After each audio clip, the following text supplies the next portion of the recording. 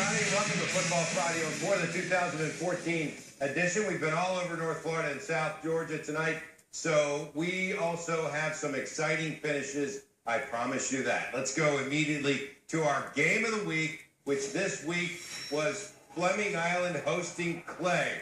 Remember, the Golden Eagles, 26 seniors graduated last year, but they've beaten Clay 5 years in a row. Eagles opening the football season, opening drive for Clay's Colin Wilson takes the pitch from J.T. Turner and goes for 20 yards. Look at the size of the crowd there. Next play, Wilson takes the handoff and scores to make it 8-0 as Clay takes the lead. Eagles answer right away in the second quarter. DeQuante Showers on the sweep, and here he comes, straight into the living room. Come on over here, DeQuante. Eagles down by 1, 8-7. Closing seconds of the half. J.T. Turner finds the touchdown, no problem whatsoever. Looks, fires, open man, touchdown, get into the end zone. Absolutely. Clay led 15-14. Third quarter, Showers again, up the middle for the touchdown. Eagles still trail 15-14 at that point. Still third quarter. Devils Colin Wilson on the 20-yard touchdown run, his second TD, as Clay takes a 22-14 lead at that point. The Eagles come right back. That's what we're used to in this game. Joel Mock up the middle for the touchdown, and the game is tied at 22 after they go for 2 with 4 seconds. So 4 seconds to play. They bring in Lane DeLapp, the junior, from 31 yards out. It's good. Clay wins 25-22 in dramatic fashion. If you remember last year, Fleming Island won in overtime on a field goal as well. So this rivalry continues to be nip and tuck. Man, that was an outstanding game by both teams. Both are well coached. Really impressed with how our kids battled back. They had a bunch of guys playing both ways. They were in great shape. We needed to make a play at the end, and we did on special teams.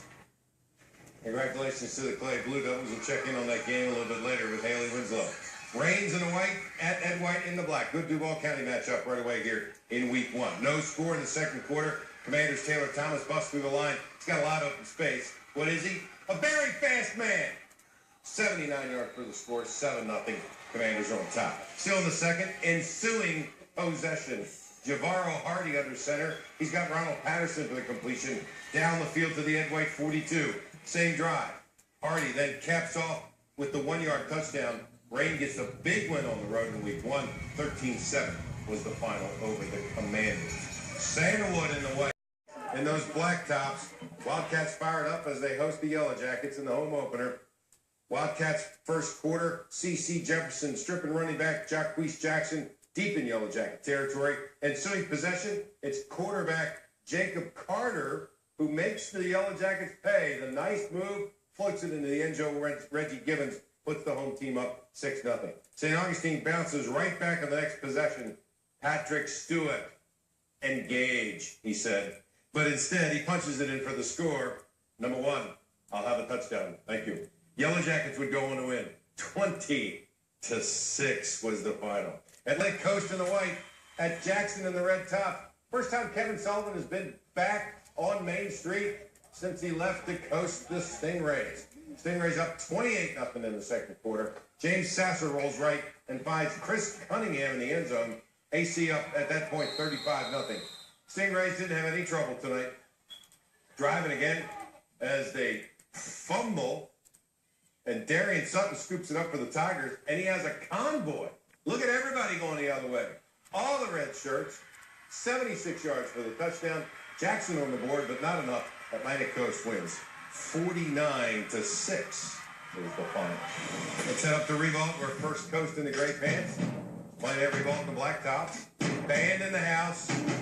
And you know when they are. Bucks' first possession of the season, and DeAndre Johnson marched him right down the field. Hits Kevin Stefferson for the TD, and First Coast has a 6-0 lead. Still in the first, Bucks back up to their own end. Johnson has the ball slipping. He scrambles. He hits as he throws. And Charles Williams with the pick. And yes, he goes the other way for 6 to tie the game at 6. Second quarter, Bucks driving. Gerard Washington takes the handoff out of the shotgun. Heads left, cuts right. Now, what do I hit here? The X button. That's what happened. He's not caught because he's a fast man. First Coast up 14-0 in that game tonight against Reba. 41-6 is the final. Well, we saw a bunch of, despite his team losing, DeQuante Showers, who wears number 2, was the most exciting player tonight. Scored the important two-point conversion that tied the game at 22. He also scored 2 touchdowns, but it wasn't enough. But DeQuante is our star of the night. Coming out and falls to play 25-22. As I mentioned, Westside plays under their new moniker tonight. And how do they do that? Against Oakleaf, who's expected to be pretty solid. Oakleaf in the white, Westside in the red tops. Oakleaf had a 1-point lead at the halftime, but in the second they surge ahead. Quarterback Marcus Johnson with the draw from the shotgun. 30 yards later, the Knights take a 14-6 lead. The ensuing possession for the Wolverines. Running back Monedas Cobdell breaks a tackle at the line and gets into the score. Oakleaf holds on to the 2-point lead after a failed conversion. Next drive, it's Johnson again, takes it himself. This one from 11 yards out. Second TD of the game, that will be the difference. As Oakleaf, as I said, supposed to be a power this year, 28-20 the final. Keystone Heights in the white visiting West Nassau. 23-20 in overtime tonight. Then over to Bowles, where the Bulldogs were hosting Hernando. It's a beautiful night tonight for high school football, and no exception at Hodges Field. Hernando in the white, Bowles in the blue. Costly miscues for Hernando early. Bad snap. Kyle Johnson there for the heads-up play. Bulldogs take over. 3 plays later, Dexter Carter Jr. around the outside. Remember, he scored 35 touchdowns last year. He's in for the touchdown here. 16-0 Bulldogs at the end of 1.